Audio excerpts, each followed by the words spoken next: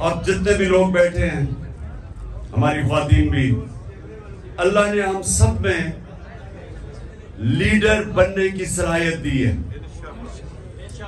کیونکہ یہ یاد رکھیں، ہم اللہ کی سب سے عظیم مخلوق ہیں، اشرف المخلوقات.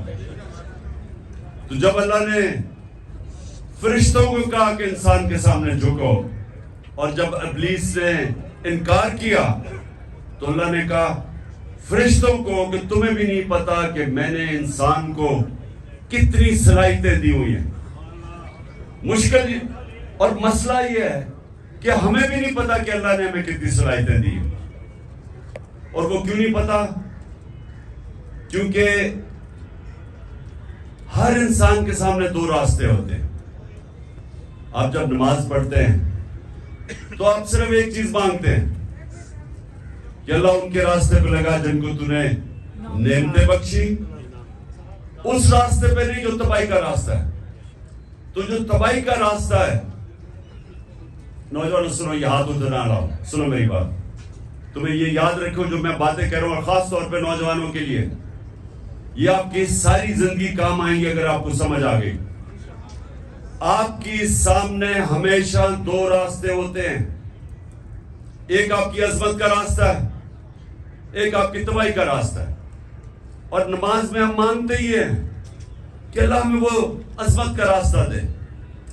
مانگتے ہم نعمتوں کا راستہ ہے اور چاہتے ہیں ہم وہ تباہی کا راستہ، کیونکہ وہ آسان راستہ لگتا ہے.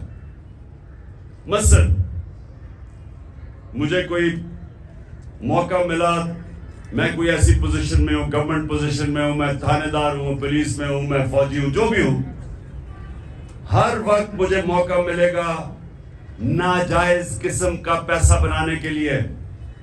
لگے گا وہ آسان راستہ ہے، رشوت دوں گا ایک دم پیسہ آ جائے گا، لیکن وہ آپ کی تباہی کا راستہ ہے. جس وقت آپ وہ آسان، جو آپ کو راستہ آسان لگتا ہے وہ لیں گے، وہ اصل میں آپ کی تباہی کا راستہ شروع ہو جاتا ہے.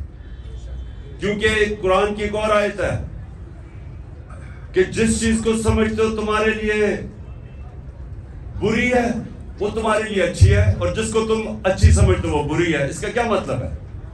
کہ جب آپ سمجھتے ہیں کہ یہ بڑا آسان طریقہ پیسے بنانے کا، آپ اپنا ضمیر بیچتے ہیں، وہ آپ کی تباہی کا راستہ شروع ہو جاتا ہے.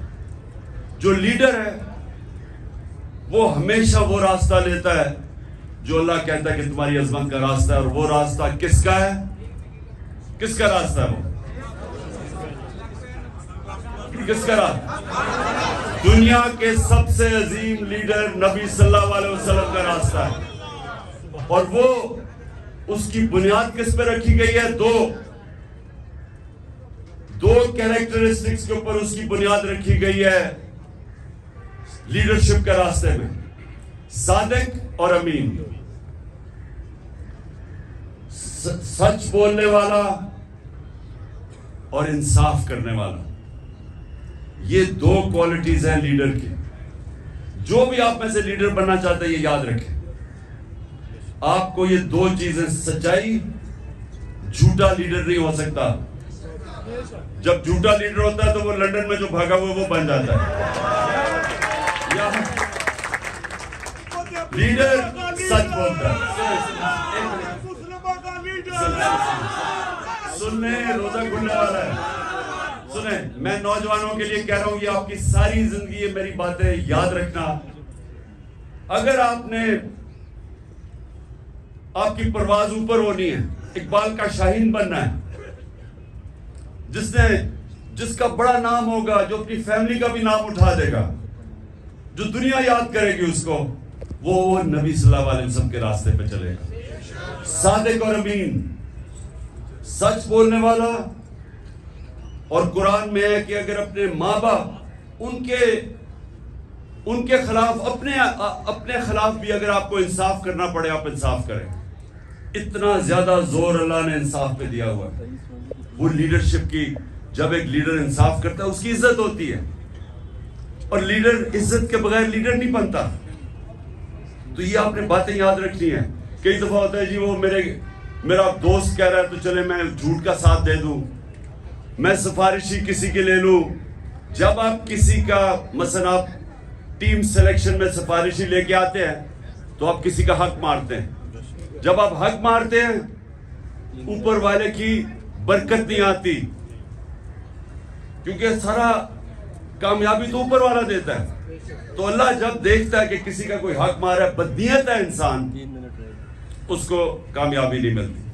تو میں نے صرف آج آپ کو یہ کہنا تھا نوجوانوں کہ لیڈر دو چیزوں کے اوپر اس کی بنیاد رکھی جاتی ہے. صادق اور امین، سچا ہوتا ہے. نبی صلی اللہ علیہ وسلم کے پاس ایک قریش آیا، کہتا جی میں 60 سال کا ہو گیا ہوں، میرے لیے مجھے کوئی ایک چیز بتائیں کہ میں مسلمان بھی ہو جاؤں اور میں اپنی عادتیں نہ چھوڑوں. میں اب 60 سال کا اپنی عادتیں نہیں چھوڑ سکتا. تو انہوں نے کہا اگر ایک چیز مسلمان ہونے کے لیے تو سچ بولو. سچ میں بڑی طاقت ہے، کیونکہ اللہ الحق ہے، اللہ سچ ہے. جب آپ سچ بولتے ہیں تو اللہ آپ کے ساتھ کھڑا ہو جاتا ہے، آپ کو وہ طاقت ملتی ہے. وہ کہتے ہیں کہ انگریزی میں کہ one moral man is an army، کہ ایک سچا انسان ایک فوج ہوتی ہے، کیونکہ اس کے پیچھے اللہ کی طاقت آ جاتی ہے. اور دوسرا یہ جو انصاف کرنا ہے، یہ یاد رکھیں کہ وہ ایک ابن خلدون کا اس نے کہا کہ میرا تجزیہ ہے، بہت بڑا عالم تھا، کہتا میں نے جو سارا قرآن پڑھی ہے میرا تجزیہ یہ ہے کہ اللہ نے انسان کو زمین پہ بھیجا ہی ایک وجہ سے ہے کہ انصاف کرو، میری زمین پہ انصاف کرو.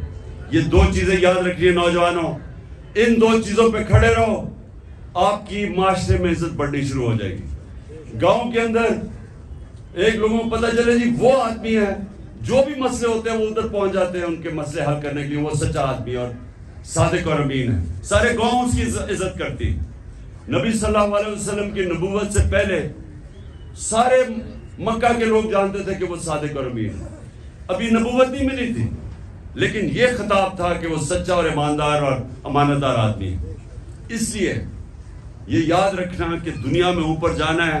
اچھا یہ سچ بولنا آسان نہیں ہے، مشکل ہوتا ہے، طاقتوں کا سامنا کرنا پڑتا ہے. آپ کے اوپر یہ جو گھر کے اوپر حملے ہو جاتے ہیں، ٹیئر گیس شیلنگ ہو جاتی ہے، لیکن یہ کوئی فکر نہیں، کیونکہ ہمارے نبی صلی اللہ علیہ وسلم نے بڑی مشکلوں کا سامنا کیا تھا.